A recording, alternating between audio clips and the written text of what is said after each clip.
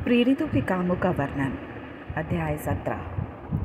फिर वे एम्फिपुलस और अपुल्लोनिया होकर थिस्सलुनीके में आए, जहाँ यहूदियों का एक आराधनालय था, और पौलुस अपनी रीति के अनुसार उनके पास गया और 3 सप्ताह के दिन पवित्र शास्त्रों से उनके साथ विवाद किया और उनका अर्थ खोल खोल कर समझाता था कि मसीह को दुख उठाना और मरे हुओं में से जी उठना अवश्य था, और यही यीशु जिसकी मैं तुम्हें कथा सुनाता हूँ मसीह है।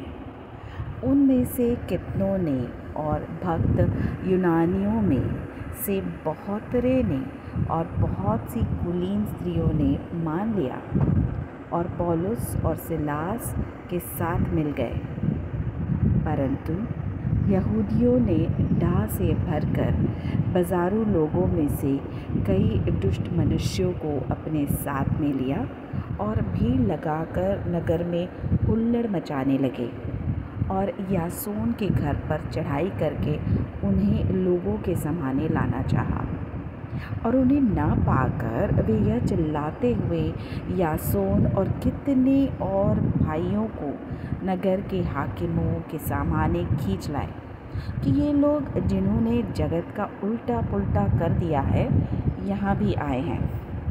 और यासोन ने उन्हें अपने यहाँ उतारा है और ये सब के सब यह कहते हैं कि यीशु राजा है और कैसर की आज्ञाओं का विरोध करते हैं।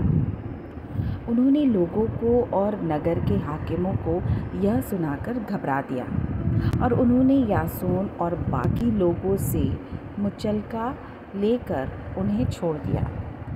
भाइयों ने तुरंत रात ही रात पौलुस और सिलास को बीरिया में भेज दिया और वे वहां पहुंचकर यहूदियों के आराधनालय में गए।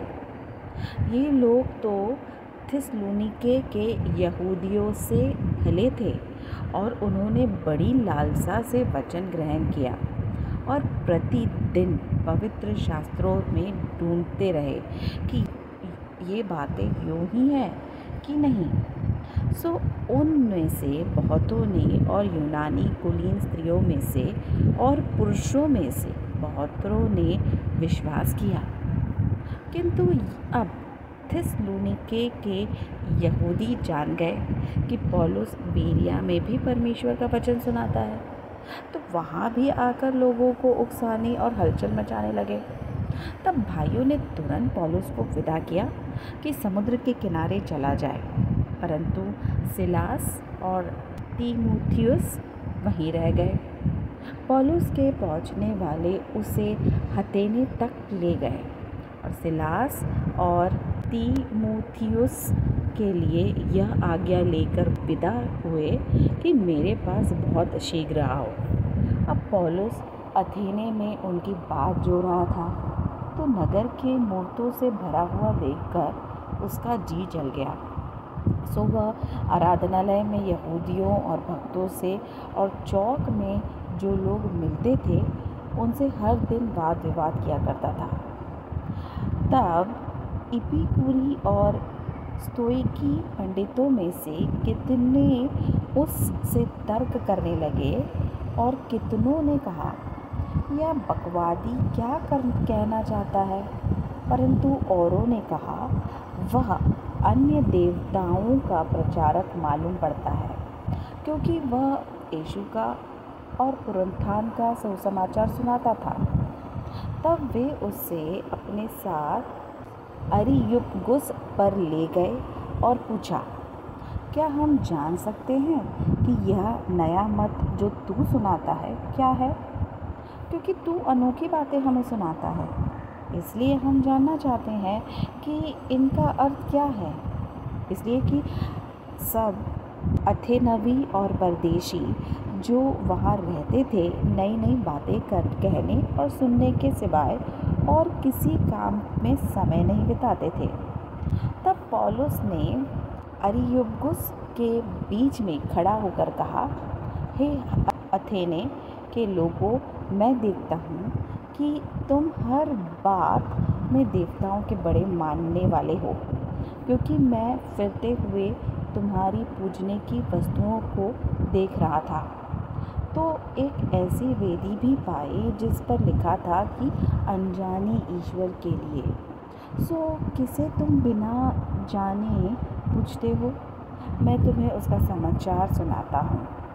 जिस परमेश्वर ने पृथ्वी पर उसकी सब वस्तुओं को बनाया, वह स्वर्ग और पृथ्वी का स्वामी होकर हाथ के बनाए हुए मंदिरों में नहीं रहता, न किसी वस्तु का प्रयोजन रखकर मनुष्य के हाथों की सेवा लेता है, क्योंकि वह तो आप ही सबको जीवन और श्वास और सब कुछ देता है।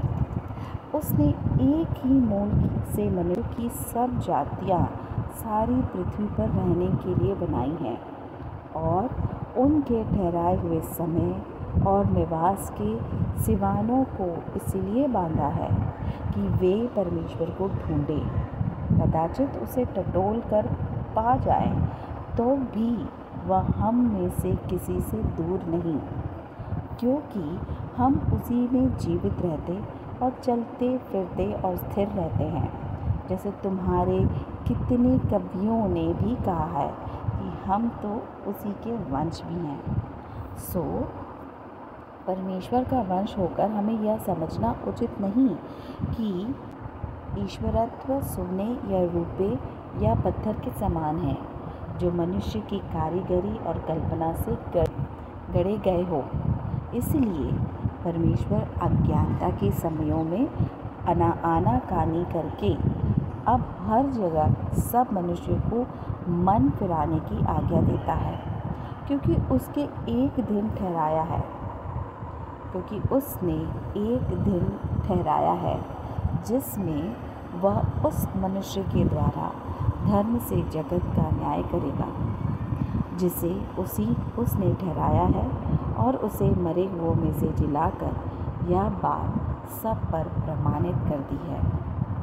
मरे हुओं ने पुनरुत्थान की बात सुनकर कितने तो ठट्ठा करने लगे, और कितनों ने कहा, यह बात हम तुझसे फिर कभी नहीं सुनेंगे। इस पर पौलुस उनके बीच में से निकल गया, परंतु एक मनुष्य उसके साथ मिल गए और विश्वास किया, जिनमें दियुनुसियुस अरियुपगी